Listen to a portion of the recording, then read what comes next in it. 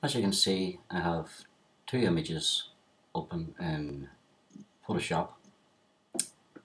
The left-hand image has been shot and exposed to capture all the shadow detail within the image, and in doing so you'll notice that we've lost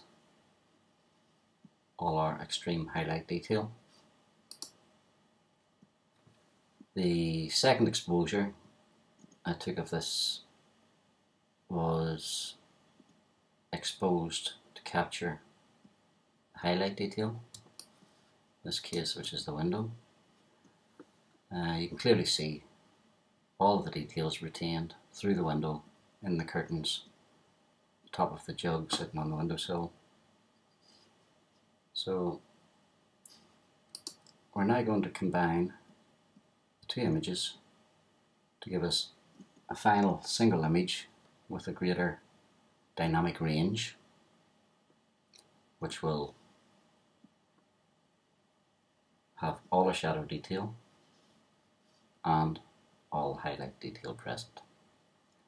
It's very simple and quick to do. So the first thing we want to do is copy the image exposed for the highlights and paste it on top of the image shot for the shadows. So Command A is the shortcut, keyboard shortcut, to select all. You can also click select and all, but I find keyboard shortcuts much better. Now that this is selected, you can see by the so-called marching ants, we need to copy this to the clipboard. And again, shortcut is Command C for copy, or if you want to use the old-fashioned way, edit, copy.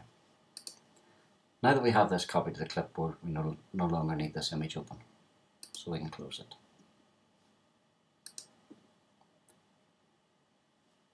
We now have our background image, which is the image shot for the shadow detail, and from here, Command V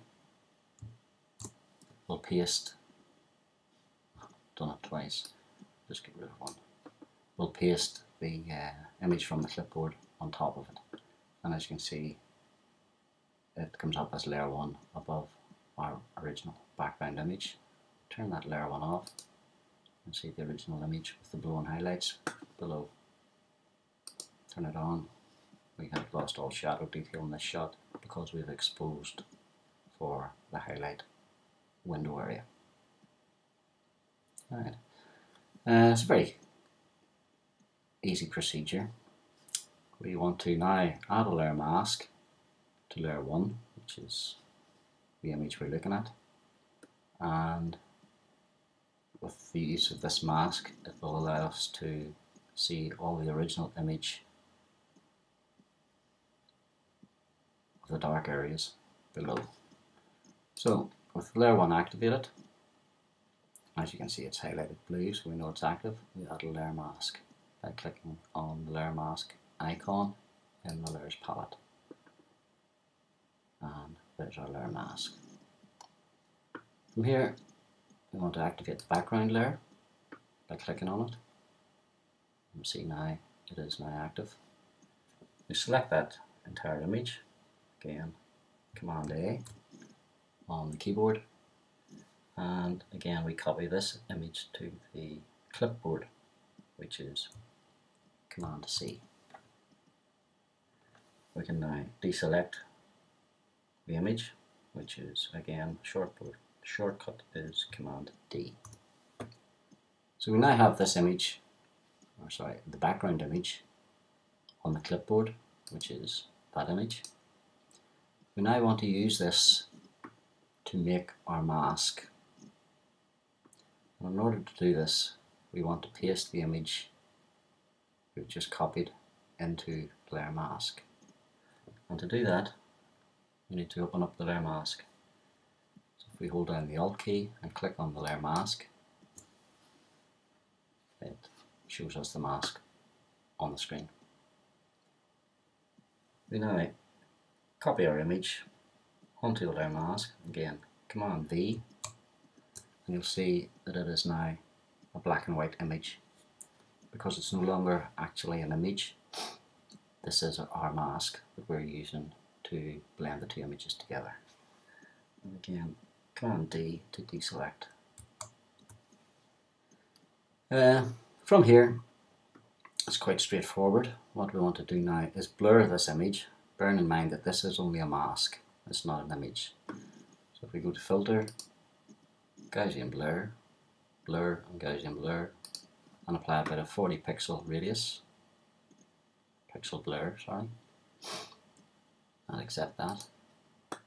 This just ensures that there's no harsh transition in any part of the mask. You can see the edges are nicely blurred, so there's going to be no defining edges. And from here, if we just go in and click our background layer, it's done.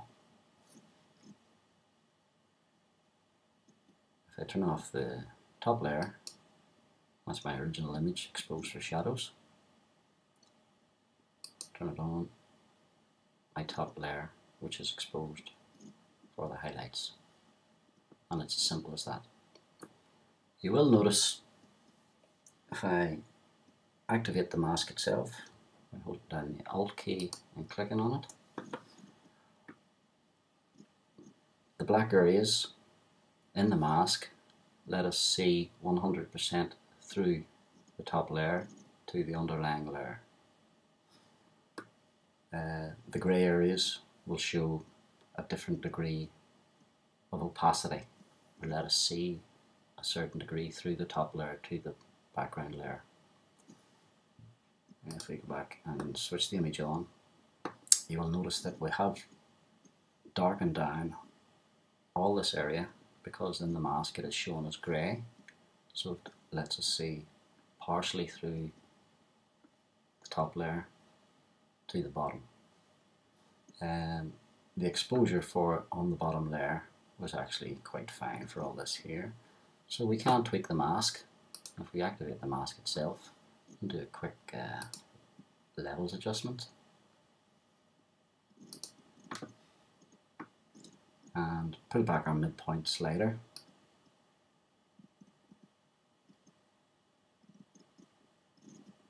which is in effect darkening all the grey areas of the mask now, bringing them more towards black. It opens up all this area and lets us see. If we just go back on that, that's before the levels adjustment and after. We accept that. Now bearing in mind that that adjustment was solely on the mask itself, it doesn't have any effect on either the top or the background image.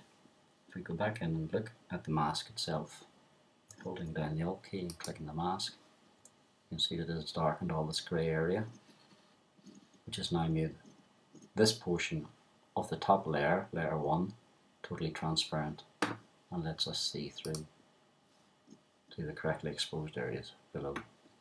So that's a quick and easy method of increasing dynamic range using just two images and without involving very complicated cutouts and masks. We actually use the image to create the mask itself. I hope you have a go at it, and hopefully I'll be back with another short tutorial soon.